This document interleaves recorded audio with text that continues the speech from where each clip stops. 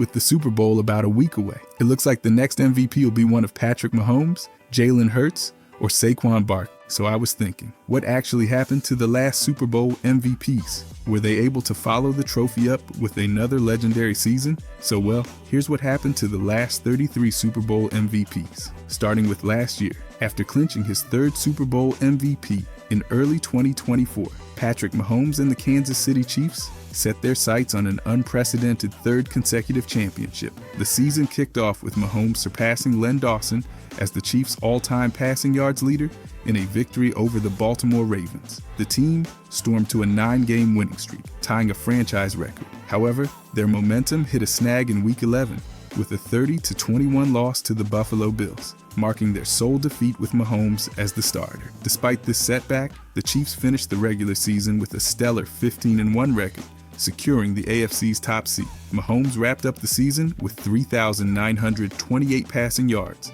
26 touchdowns, and 11 interceptions. Notably, this was his first season as a starter, without reaching 4,000 passing yards or earning a Pro Bowl selection. In the playoffs, Mahomes led the Chiefs past the Houston Texans and the Buffalo Bills, propelling them to their third straight Super Bowl appearance. But following it up, guess who won MVP in 2023? After Patrick Mahomes secured his second Super Bowl MVP in early 2023, the Kansas City Chiefs entered the 2023 season with high expectations. Mahomes showcased his prowess by amassing over 4,000 passing yards and 27 touchdowns. However, he also faced challenges, throwing 14 interceptions, the highest in his career to that point. The Chiefs concluded the regular season with a 12-5 record, clinching the AFC West title. In the playoffs, Mahomes led the team to victories over the Miami Dolphins, Buffalo Bills, and Baltimore Ravens, propelling them to Super Bowl 58. Time for other people, though. Moving from Patrick Mahomes' dominant run, the next Super Bowl MVP was wide receiver Cooper Kupp. After leading the Los Angeles Rams to victory in early 2022, Kupp entered the season with sky-high expectations. He came out firing, racking up 13 catches for 128 yards and a touchdown in the season opener against the Buffalo Bills. Through the first 9 games, he was nearly unstoppable, hauling in 75 receptions for 812 yards and 6 touchdowns. But just as he was proving he could sustain his Super Bowl heroics, disaster struck. In Week 10 against the Arizona Cardinals, Kupp suffered a brutal high ankle sprain that required surgery, cutting his season short. Without their top weapon, the Rams' offense collapsed, and they stumbled to a 5-12 record, one of the worst Super Bowl follow-ups in history. Kupp's season started like he was ready to dominate again, but the injury derailed everything, proving just how crucial he was to the Rams' success. Transitioning from Cooper Kupp's remarkable season, let's dive into Tom Brady's performance following his Super Bowl MVP win in early 2021. At 44, Brady defied age, leading the Tampa Bay Buccaneers to a franchise-best 13-4 regular season record. He shattered records, becoming the oldest player to lead the league in passing yards and touchdowns, with 5,316 yards and 43 touchdowns. In Week 4, Brady returned to New England, surpassing Drew Brees for the most career passing yards, and became the 4th quarterback to defeat all 32 NFL teams. The Buccaneers clinched the NFC South title and triumphed over the Philadelphia Eagles in the wild card round. However, their journey ended in the divisional round with a narrow 30-27 loss to the Los Angeles Rams. Despite the playoff exit, Brady's season was nothing short of extraordinary, cementing his legacy as one of the game's all-time greats. But after Tom Brady's incredible 2021 season, Patrick Mahomes followed up his Super Bowl MVP win in early 2020 with another dominant year. The Kansas City Chiefs came in as defending champions and played like it, finishing the regular season with an outstanding 14-2 record. Mahomes was electric, throwing for 4,740 yards and 38 touchdowns, while only tossing 6 interceptions. He also used his legs, adding 308 rushing yards and 2 touchdowns. The Chiefs' offense was unstoppable, leading the entire league in total yards. They tore through the playoffs, winning their 2nd straight AFC championship and setting up a Super Bowl showdown with Tom Brady and the Tampa Bay Buccaneers. But the biggest game of the season was a nightmare for Kansas City. Mahomes was under constant pressure behind a decimated offensive line and the Chiefs failed to score a single touchdown, falling 31-9. Even though the season ended in disappointment, Mahomes still proved he was one of the most dominant quarterbacks in football, showing why he had already earned superstar status at such a young age. By the way, if you guys enjoy these deep dives, I'll be posting every day during this season. I genuinely appreciate if you could subscribe. Thanks. Anyways, the MPVs. After Patrick Mahomes' 2020 season, Julian Edelman followed up his Super Bowl MVP performance in early 2019 with another strong year for the New England Patriots. He put up career highs, hauling in 100 receptions for 1,117 receiving yards and 6 touchdowns. Edelman even showed off his arm, throwing a 15-yard touchdown pass to Philip Dorsett in a win over the Philadelphia Eagles. But despite his individual success, the Patriots struggled late in the season. They finished with a 12-4 record, but stumbled in the playoffs, losing 20-13 against the Tennessee Titans in the AFC wildcard round. It ended up being Tom Brady's last game as a Patriot. Edelman remained a critical piece of the offense, but the team could not recreate their Super Bowl magic from the previous season. But after Nick Foles became the MVP of Super Bowl 52, everyone wondered what would happen next. In the 2018 season, Foles was back with the Eagles, but things didn't go as smoothly. He started off strong, leading the team to a win in their season opener against the Atlanta Falcons, throwing for 375 yards and 3 touchdowns. But then, injuries struck. Foles suffered a shoulder injury in Week 2 against the Tampa Bay Buccaneers, which sidelined him for several games. When he returned, the Eagles had already struggled, and Carson Wentz had taken over as the starting quarterback. Foles did get a few more starts due to Wentz's injury, but he couldn't replicate his Super Bowl magic. He threw for 1,873 yards, 7 touchdowns, and 4 interceptions in 4 starts that season. The Eagles made the playoffs, but with Wentz at the helm, they were knocked out in the first round by the New Orleans Saints. Foles' performance fluctuated, and with the team's inconsistent offensive line and injuries, sustaining the success from Super Bowl 52 proved challenging. He remained a beloved figure in Philadelphia, but his role was more as a backup than the hero of that magical night in February. But the year before, Tom Brady had just led the New England Patriots to victory in Super Bowl 51, and fans were eager to see if he could keep the momentum going. In 2017, Brady was phenomenal. He played all 16 games, throwing for 4,577 yards, 32 touchdowns, and only 8 interceptions. The Patriots finished with a 13-3 record, securing home field advantage throughout the playoffs. In the postseason, Brady continued his dominance, leading the Patriots past the Tennessee Titans and the Jacksonville Jaguars to reach yet another Super Bowl. In Super Bowl 52, although they didn't win, Brady threw for 505 yards, setting a Super Bowl record despite the loss to the Philadelphia Eagles. Despite the setback, Brady's performance that year solidified his status as one of the greatest quarterbacks ever, showing that even after winning a Super Bowl MVP, he could still perform at an elite level.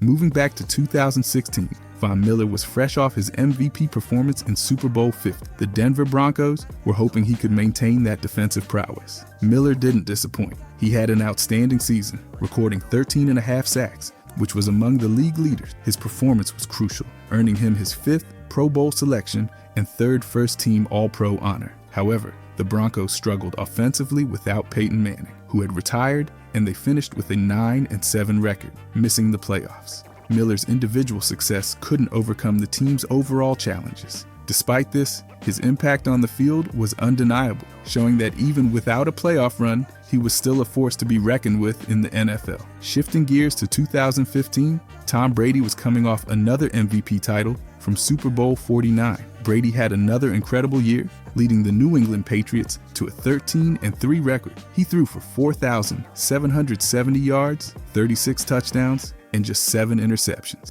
His performance was so stellar that he was named the NFL's most valuable player for the regular season as well. The Patriots went on to dominate in the playoffs, defeating the Baltimore Ravens and the Indianapolis Colts to reach Super Bowl 50. Unfortunately, they couldn't repeat their championship success, losing to the Denver Broncos, with Von Miller having a standout game against them. Despite the Super Bowl loss, Brady's year was a testament to his consistency and skill at the peak of his career. Now, let's talk about 2014's Malcolm Smith, who had just won MVP honors in Super Bowl 48. However, Smith's role with the Seattle Seahawks changed. He didn't start the season as a regular, playing more on special teams and as a backup linebacker due to a rotation of talent at the position. His stats for the year were modest. He recorded 37 tackles and 1 interception over 17 games, a far cry from his Super Bowl performance. Despite this, he was still part of a dominant Seahawks defense that helped them finish with a 12-4 record, but they were ousted in the playoffs by the Green Bay Packers. Smith's inability to replicate his MVP form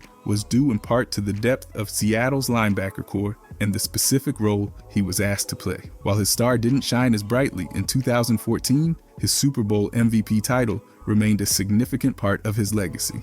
Jumping back to 2013, Joe Flacco was basking in the glow of his MVP performance in Super Bowl 47. Expectations were sky high. However, the following season didn't quite live up to the hype. Flacco struggled, posting a passer rating of 73.1 over 16 games, with 3,912 yards, 19 touchdowns, and 22 interceptions. His performance was inconsistent, and the Baltimore Ravens couldn't repeat their championship success, finishing with an 8-8 record and missing the playoff. Several factors contributed to this downturn, including the departure of key offensive players and injuries affecting the team's rhythm. Flacco's big contract from the previous year also put pressure on him to perform, but he couldn't sustain the magic from the Super Bowl. Despite this, Flacco remained the team's quarterback, showing that while the immediate aftermath of his MVP win was challenging, his resilience would be tested in the coming years. Now let's dive into 2012 with Eli Manning, fresh off his MVP performance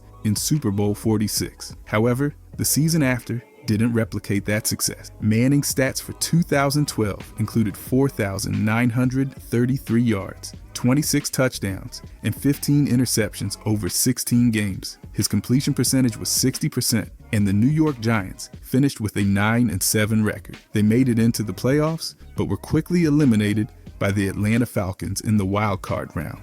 Manning's performance was solid, but not spectacular, and the team faced challenges with injuries and inconsistent play from the defense. The Super Bowl magic just wasn't there, and it was clear that sustaining that level of success was tough. Despite this, Eli continued to be a reliable quarterback for the Giants, showing that while his peak moments were hard to match, he was still a key player on the field. Rolling into 2011, Aaron Rodgers was riding high after his MVP performance in Super Bowl 45. Rodgers did not disappoint. He had an exceptional season, leading the Green Bay Packers to a 15-1 record. He threw for 4,643 yards, 45 touchdowns, and only 6 interceptions, which earned him the NFL MVP award for the regular season. His performance was nothing short of spectacular, with a passer rating of 122.5, one of the highest in league history at that point. The Packers, however, were upset in the divisional round of the playoffs by the New York Giants, ending their season abruptly. Despite this playoff disappointment, Rodgers' individual brilliance was undeniable, proving that his Super Bowl success was just the beginning of an outstanding year. And finally, looking at 2010, Drew Brees had just clinched MVP honors in Super Bowl 44. Brees had another fantastic season, leading the New Orleans Saints to an 11-5 record. He threw for 4,620 yards, 33 touchdowns, and 22 interceptions. His performance was solid, with a completion percentage of 67.5, but the Saints couldn't repeat their championship success. They made it to the playoffs, but were knocked out in the wild card round by the Seattle Seahawks. Brees' leadership on the field remained strong, but the team faced challenges, including key injuries and a tougher schedule. Even though the Super Bowl magic didn't carry over, Brees continued to be a pivotal part of the Saints' offense, showing that his MVP season was part of a longer string of high-level play. Moving on to 2009, Santonio Holmes was the talk of the town after his MVP performance in Super Bowl 43. Everyone wanted to know if he could keep the magic alive. However, Holmes' time with the Pittsburgh Steelers didn't see the same level of success. He had a solid regular season, catching 79 passes for 1,248 yards and 5 touchdowns. But off-field issues led to his trade to the New York Jets in the offseason. With the Jets in 2010, Holmes had a good year, recording 52 catches for 746 yards and 6 touchdowns. The Jets made it to the AFC Championship, but lost to the Indianapolis Colts. Holmes' performance was consistent, but the change in teams and the adjustments required meant he couldn't immediately replicate the Super Bowl MVP form. Despite this, his ability on the field was evident, proving he was still a valuable asset, just in a different uniform. Now, let's look at 2008 with Eli Manning, fresh off his MVP performance in Super Bowl 42.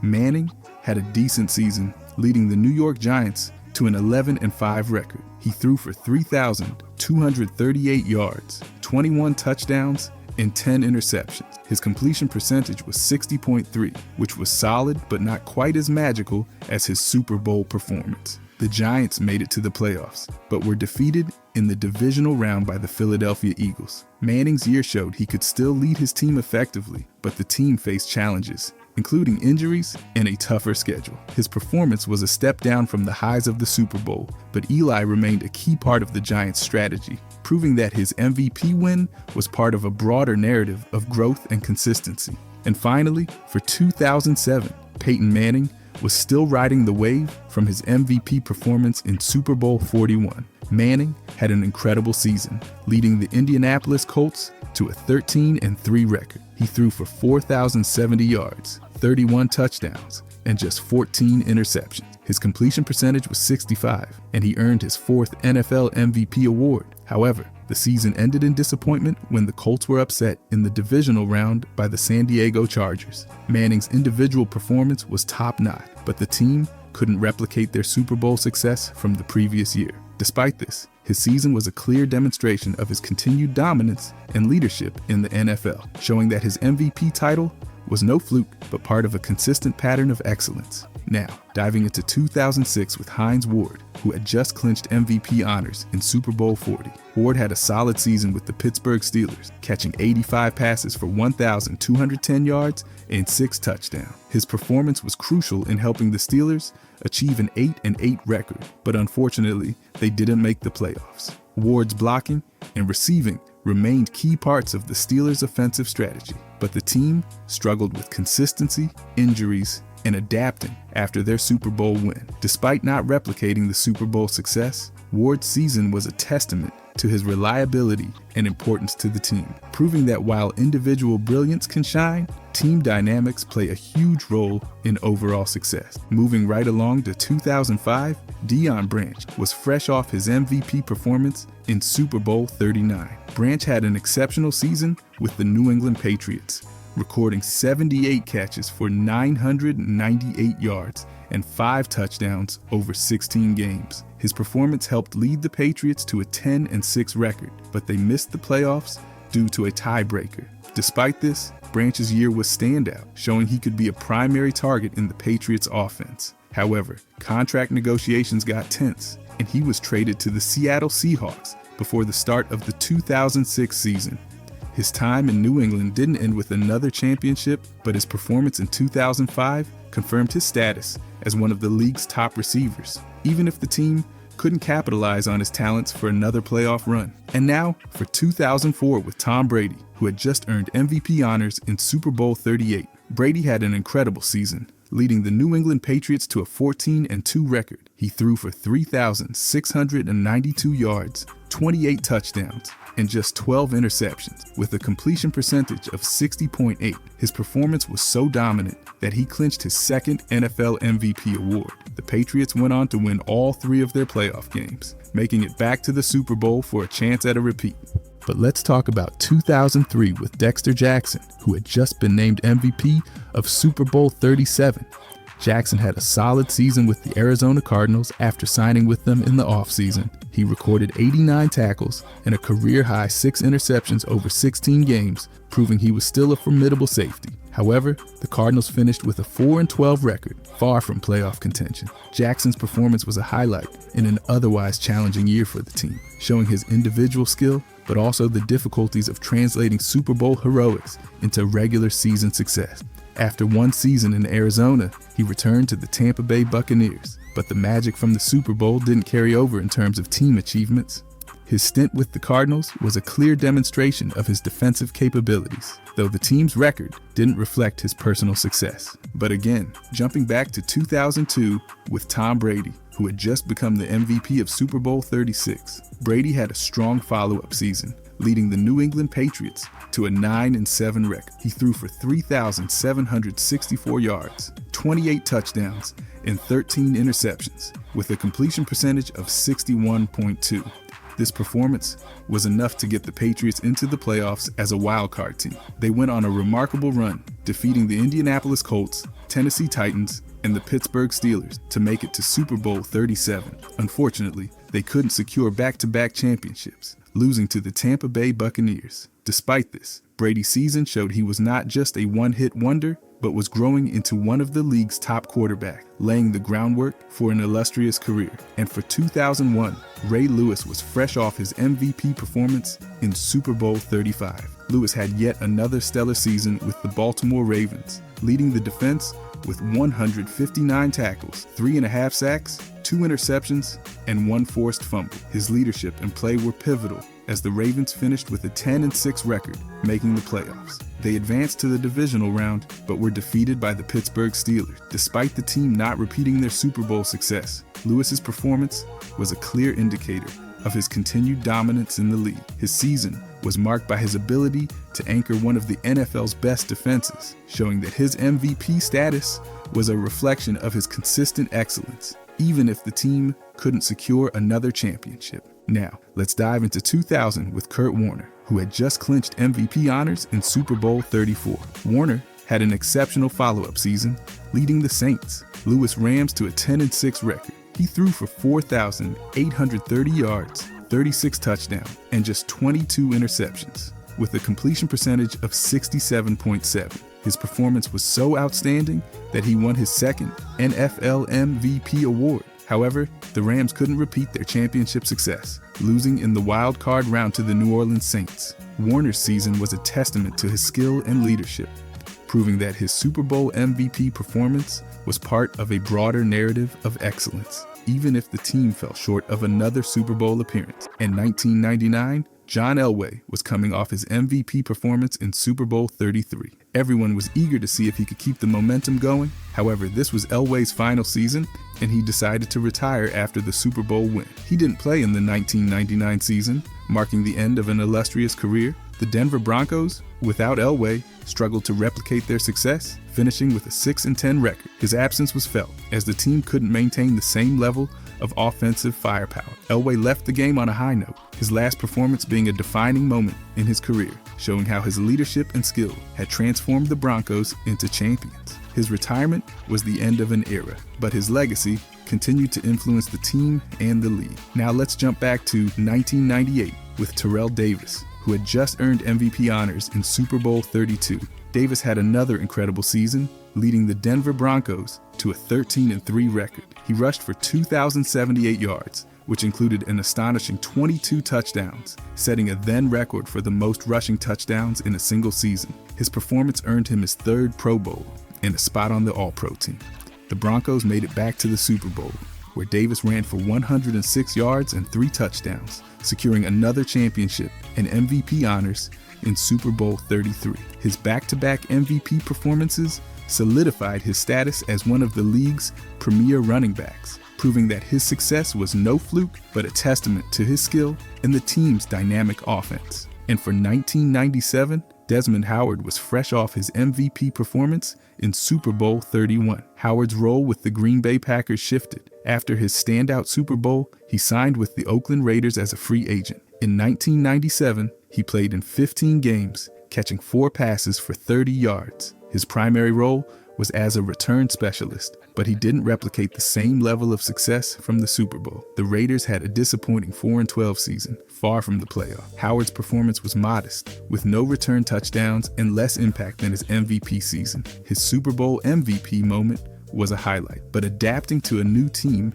and role proved challenging. Despite this, his legacy from that Super Bowl remained, showing that while individual brilliance can be fleeting, it can also define a career moment. Now, for 1996, Larry Brown was coming off his MVP performance in Super Bowl 30. Brown, however, had retired after the Super Bowl and did not play in the 1996 season. His career ended on a high note, with his MVP performance being a crowning achievement. Without Brown, the Dallas Cowboys struggled, finishing with a 10-6 record, but missing the playoffs. His absence was significant, as the team couldn't maintain the same defensive prowess without him. Brown's retirement marked the end of his playing career, but his legacy lived on through his Super Bowl MVP title, demonstrating how a player's impact can resonate well beyond their playing days.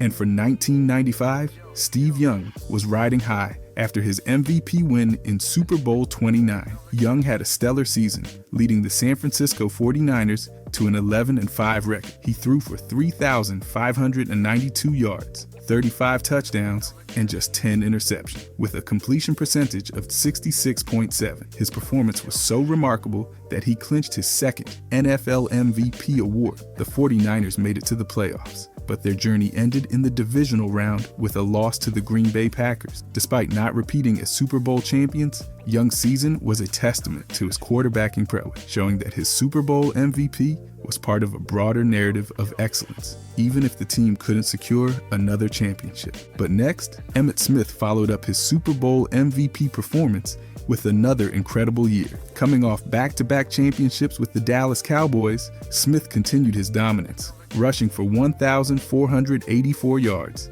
and an incredible career-high 21 touchdowns in just 15 games. He was the heart of the Cowboys offense, helping them secure a 12-4 record and another NFC East title. But the season did not end with another championship. In the NFC Championship game, the Cowboys fell short against the San Francisco 49ers, losing 38-28. Even though their three-peat dreams were crushed, Smith proved he was still the best running back in football, delivering one of the greatest seasons of his legendary career. Transitioning from Emmitt Smith's stellar 1994 season, let's delve into Troy Aikman's performance following his Super Bowl MVP win in early 1993. After leading the Dallas Cowboys to a dominant Super Bowl victory, Aikman continued to excel in the 1993 season. He completed 271 out of 392 pass attempts, achieving a completion rate of 69.1%. This impressive accuracy resulted in 3,100 passing yards, 15 touchdowns, and only 6 interceptions, culminating in a passer rating of 99.0. His leadership and consistent play were instrumental in guiding the Cowboys to a 12-4 regular season record, securing the top seed in the NFC. In the playoffs, Aikman maintained his high level of performance, leading Dallas to their second consecutive Super Bowl victory. His efforts throughout the season reinforced his reputation as one of the premier quarterbacks in the NFL. And then lastly, let's examine Mark Rypien's performance following his Super Bowl MVP win in early 1992.